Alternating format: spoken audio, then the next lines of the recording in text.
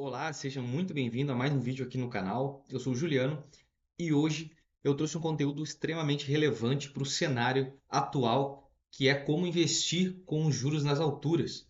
Afinal de contas, nós que investimos principalmente em renda variável, temos uma boa parte do capital em renda variável, nos preocupamos. E por meio de estudos e visões de assessores e analistas, eu trouxe um vídeo aqui para tentar explicar um pouquinho de como esses juros impactam a bolsa de valores e mais precisamente as ações, como isso funciona, como é que funcionam as migrações entre os tipos de investimentos, entre as modalidades e quais são as melhores alternativas e se existem boas oportunidades no meio desse caos aí que está instalado no nosso Brasil. Certo? Então eu trouxe a pergunta principal aqui do nosso vídeo é como investir com os juros nas alturas, o que fazer nesse momento. Depois eu trouxe subdividir em algumas outras perguntas que eu vou explicando ao longo do vídeo. Então a primeira delas é como os juros afetam a bolsa. É a primeira coisa que nós precisamos entender. Por que que está todo esse alvoroço? Por que que as coisas estão, por que as ações estão caindo muito? Por que que está acontecendo todo esse movimento, tá? Depois, quais os melhores setores? Então, diante desse cenário, quais são os melhores setores que se mostram têm se mostrado perene ao longo do tempo? Ou seja, que estão pagando bons dividendos, estão se mantendo consistentes, independentes do cenário do Brasil de taxa de juros. Também trouxe também o questionamento de o que evitar nesse cenário. Afinal de contas, não adianta só falar das coisas boas e não deixar quem assiste o canal aqui orientado a respeito do que evitar nesse cenário, que pode ter visto algum conteúdo por aí, pode ser divulgado alguma coisa nesse sentido, dizendo que pode ter uma oportunidade, mas são raras os casos aqui que eu vou explicar do que evitar, que pode se transformar numa oportunidade de fato. E eu vou explicar também como achar esse oceano azul, digamos assim. E por último, como montar uma carteira equilibrada, que eu vou explicar alguns princípios que eu já venho falando aqui no canal, mas que vai ser de forma bem direta, bem simples, bem rápido, que não vai ter uma novidade, mas eu gosto de reforçar sempre quando acontece alguns cenários de incerteza no mercado. Então, sem muita enrolação, nós vamos aqui para entender como os juros afetam a nossa bolsa de valores. Então, o nosso pensamento é bem simples. Eu tenho aqui uma taxa de juros hoje que está alta, tá? 12, 13, aí olhem a porcentagem é diferente, eu só quero explicar o conceito, tá? Então, nós temos uma taxa aqui de juros alta. Quando eu tenho uma taxa de juros altas, eu tenho aqui o investidor, tá? Pode ser a gente aí, nós investidores estamos aqui. Vou fazer um punk, tá? Nesse sentido, nós pensamos, nós temos, toda vez que nós vamos investir, nós temos algumas opções, mas as principais são renda fixa e renda variável, tá? Nesse cenário, nós temos que pensar também com a taxa de juros aqui. Ela é determinante para a gente descobrir a melhor alocação, fazer o melhor, dar a melhor utilidade para o nosso dinheiro. Quando nós temos uma taxa de juros mais alta, ela influencia aqui na renda fixa. Então nós temos a tendência de colocar o dinheiro para cá, como a maioria das pessoas faz, e deixar um pouco de lado a renda variável, porque também tem a questão aqui do risco, tá? Se nós considerarmos o risco, a renda variável tem muito mais risco, enquanto que na renda fixa eu tenho bem menos risco. Ora, se eu tenho uma taxa que paga mais, uma taxa mais alta, com menos risco, é um movimento natural do mercado ter essa migração para a renda fixa. Então, nesse momento, nós temos muitos investidores grandes, inclusive, migrando seus investimentos como sua maior parte ali da sua carteira para a renda fixa, deixando a renda variável um pouco de lado nesse momento. Não que tenham tirado tudo da carteira, mas com uma boa parte aí migrada para a renda fixa e reduziu a sua participação na variável. Com isso, as ações acabam desvalorizando. Então, não tem muita procura, os grandes investidores vão para a renda fixa, a grande massa, a maioria das pessoas, e acabam deixando de lado a renda variável e ela vai desvalorizando.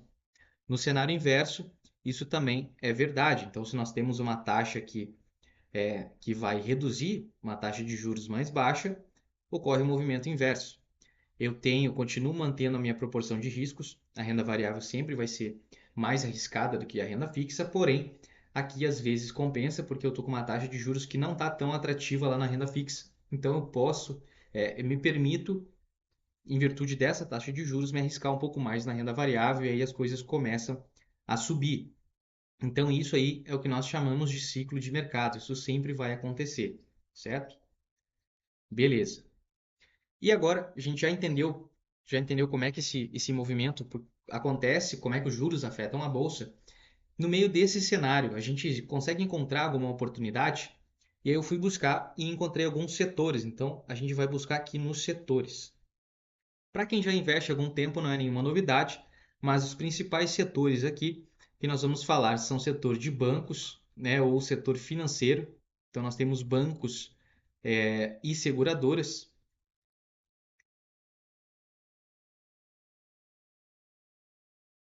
Um outro setor que também vai se beneficiar nesse cenário, provavelmente e tem possibilidades de crescimento nesse ano, é o setor de energia elétrica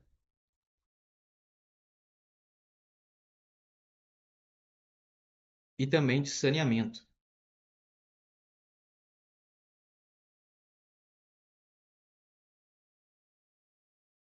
E o terceiro setor que eu trouxe aqui também é o setor de exportação.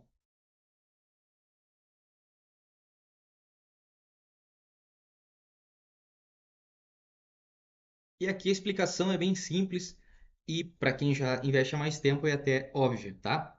Por que que bancos podem se beneficiar nesse cenário? Os bancos, eles têm uma coisa chamada spread, que é a diferença que ele capta um recurso e o que ele empresta na outra ponta. Então, num banco sempre vai ter alguém investindo lá, quando investe num título de CDB ou alguma LCI, LCA, e tem outra pessoa lá na outra ponta pedindo dinheiro emprestado para o banco. O banco vai captar por meio de CDBs, LCIs e LCAs a uma taxa X, digamos que 1%, só que na outra ponta ele vai emprestar a uma taxa de 4, 5, 6%. E essa diferença do que ele pega e do que ele empresta, nós chamamos de spread, e é aqui que o banco ganha dinheiro. Quando nós temos uma taxa de juros mais alta, naturalmente esse spread aumenta, porque o banco consegue justificar por meio da taxa de juros mais alta um empréstimo mais caro. Então, não necessariamente ele consegue subir ali os seus pagamentos da captação, aumentar o que ele vai pagar, mas consegue aumentar substancialmente o que ele está emprestando na outra ponta. Então, dessa forma, os bancos se mantêm lucrativos nesse cenário.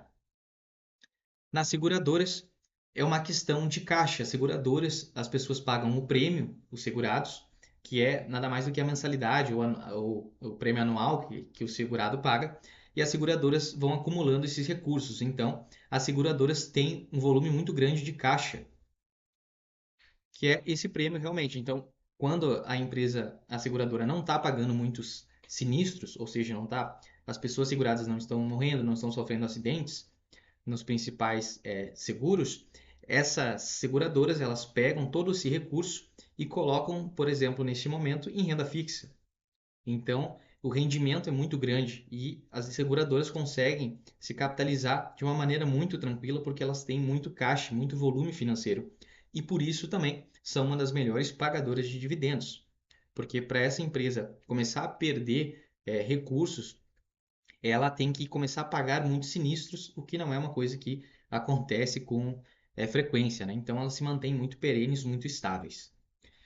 Aqui no setor de energia e saneamento são serviços básicos, então não tem como alguém ficar sem energia, não tem como dizer que não vai pagar. Então, não vou pagar energia, não tem essa possibilidade. São grandes empresas, volumosas, gigantescas, que fornecem energia e a parte de saneamento. Então, sempre essa demanda premente ali da população e, inevitavelmente, tem que ser feito o pagamento. Então, também são empresas que, por óbvio, são muito perenes.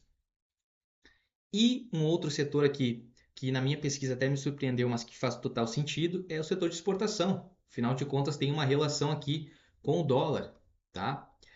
Empresas de exportação, como, por exemplo, aqui nós podemos citar a Vale do Rio Doce, antiga Vale do Rio Doce, que agora é a Vale, e também a Suzano, por exemplo. A Vale no setor de mineração e a Suzano no setor de papel e celulose. São empresas que vendem para fora do Brasil e elas têm uma grande vantagem, pois recebem em dólar. Num cenário de taxa de juros mais alto, como o de agora, o dólar tende a se valorizar frente ao real e essas empresas conseguem um volume bem interessante de recursos e rentabilidade. E também tem a grande vantagem de não ficarem dependentes do mercado interno. Então, essas empresas elas comercializam seu grande volume, a maior parte do seu volume de produção com o mercado externo. E também tendo aqui a China, né, a grande potência mundial que está se formando, como a principal compradora do minério de ferro da Vale. Então, são pontos interessantes que a gente faz um estudo um pouquinho mais aprofundado e entende as peculiaridades de cada setor para encontrar essas oportunidades. Só de tu ir nesses setores e já ter chegado nesse ponto do vídeo, acredito que já vale um like aí, vale curtir, compartilhar com quem está procurando as melhores opções, as melhores oportunidades nesse cenário bem desafiador de taxa de juros mais alta. Beleza, depois que eu já entendi quais são os melhores setores, eu preciso saber os piores ou os que eu devo evitar, né, nesse cenário. Não é novidade para ninguém que quanto maior a empresa, quanto mais endividada ela está, pior é com uma taxa de juros mais alta. Então, nesse cenário aqui, principalmente empresas do varejo, né, são empresas que podem enfrentar dificuldades. Normalmente, empresas do varejo elas estão com uma dívida aqui elevada, então, se ela tem uma dívida elevada, essa dívida está mais cara para eles conseguirem arcar com ela, porque a taxa de juros aumentou e são dívidas que são atreladas à taxa de juros. Então, para essa empresa se financiar, tanto para ela pagar alguma dívida ou para ela crescer e expandir, fica bem difícil porque ela depende de recursos externos e está cada vez mais caro, assim como está para qualquer um de nós. Porém, tem algumas empresas que também nesse cenário podem, se não estão endividadas, podem ser uma boa opção, como no setor de tecnologia. Aqui estão, a maioria das empresas são dessa parte para evitar, é uma recomendação para evitar, mas algumas que, se for feito um estudo apropriado e ver que não tem, ou tem endividamento controlado ou não tem quase nada de dívidas, pode ser que essa empresa consiga navegar tranquilamente nesse cenário ainda que desafiador, porque se essa empresa não tem dependência de um capital externo, ela consegue se autossuprir, ela tem um recurso para poder girar, para poder fazer sua comercialização, sua produção e manter-se saudável, pode ser sim uma boa opção e até uma empresa dessa pode crescer durante esse cenário caótico que nós estamos. Então, está na categoria de evitar, mas vão ter algumas exceções ali que é importante ficar de olho, porque pode ser uma oportunidade para 2025. Beleza? E aí, por fim, para não ficar o vídeo muito longo, como montar uma carteira equilibrada? Aqui, como eu já falei no início do vídeo, não tem muito o que a gente ficar enchendo linguiça, como eu digo. Nós temos que ser diretos, práticos, pragmáticos, diretamente ao ponto, né? Então, uma das primeiras coisas aqui, tu não vai deixar de aproveitar a renda fixa, tá? Porque um dos pilares que nós temos é a diversificação. Então, aqui, para montar uma boa carteira, nós vamos ter uma parte do nosso capital, é até inteligente fazer isso, em renda fixa, para a gente garantir caixa para oportunidades e também ter uma parte ali aproveitando essa curva de juros mais alta. E aqui na parte de renda variável, para a gente não sair fora da estratégia, porque eu, por exemplo, eu costumo investir mais em renda variável, é uma preferência minha, eu gosto de receber dividendos, tanto de ações quanto de fundos imobiliários, mas nós precisamos entender os cenários, obviamente, e não tem como fechar os olhos aqui para a renda fixa, sendo que ela está pagando uma taxa aí bem alta. Certo? Então, deixa uma parte do teu capital em renda fixa para garantir oportunidades, fazer um caixa, aproveitar realmente essa taxa mais alta. Dentro da renda variável, não é o momento, a princípio, de buscar empresas de crescimento. Aqui nós vamos buscar empresas pagadoras de dividendos.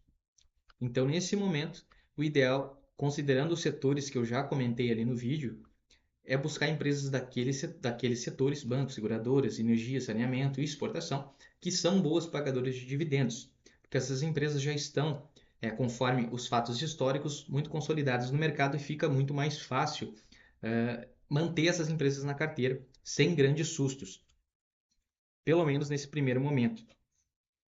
Em outro braço aqui que é extremamente interessante é a parte de dolarização da carteira. Eu sei que para muitos é uma parte, é um oceano ainda meio sombrio, que ainda a gente não tem que dominar algumas coisas para poder navegar, mas aos poucos, inclusive eu recomendo por meio do ETF aqui, que eu também faço a minha exposição, que é do ETF IVVB11, que é um ETF que replica o S&P 500, que é o principal índice lá das ações americanas.